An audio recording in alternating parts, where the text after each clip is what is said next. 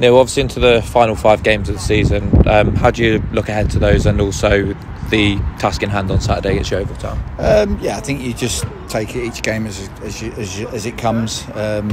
Everyone's got stuff to play for. Yeovil are fighting for their lives. Barnet and Eastleigh and Woking and so on are fighting for the spots in the playoffs. So and we're fighting to finish the season strong. And there's always a balance between looking at stuff for next season.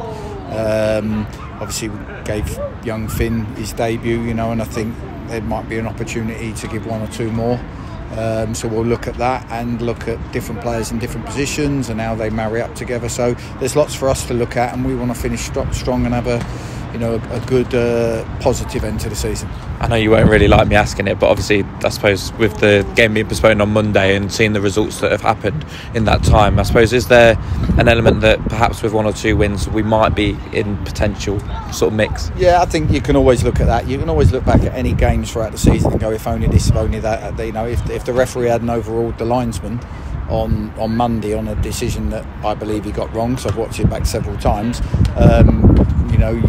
there would be even more sort of looking at it going, oh wow. But I think you can do that throughout the whole season. There's games, last season there was games when we had a great run that we probably rode our luck in and got the points because we had momentum. This season there's probably games that we haven't got our just desserts from, but you can't look back, you make your own luck. And this season we haven't done enough to put ourselves right in the mix where we are fighting for it, so we just have to take that on the chin and look to improve.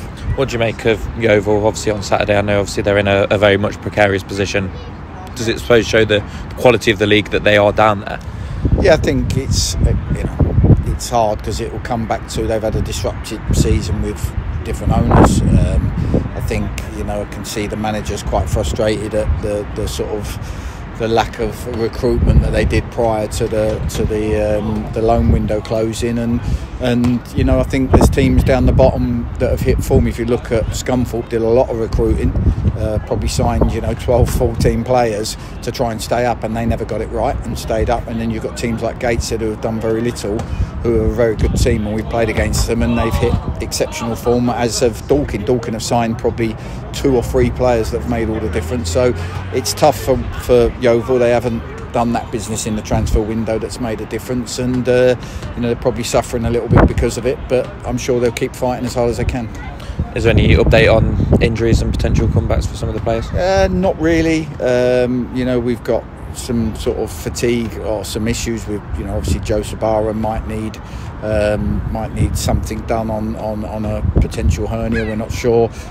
Callum Maycock struggling with some injury around his groin and muscles. Jamie Osborne hasn't been fit for the last 4 weeks, so we haven't had him available. They're good players that are missing. Obviously Digger is back on the grass but has been out 6-7 weeks, so it's probably a little too. Ben Coker's still quite sore with his knee, so he's going to be a little bit longer. So not really great news on that, but like I say, it's an opportunity for others, maybe 1 or 2 of the younger lads who have done well all season, for us to have a look at them, and whatever we put out will be very competitive.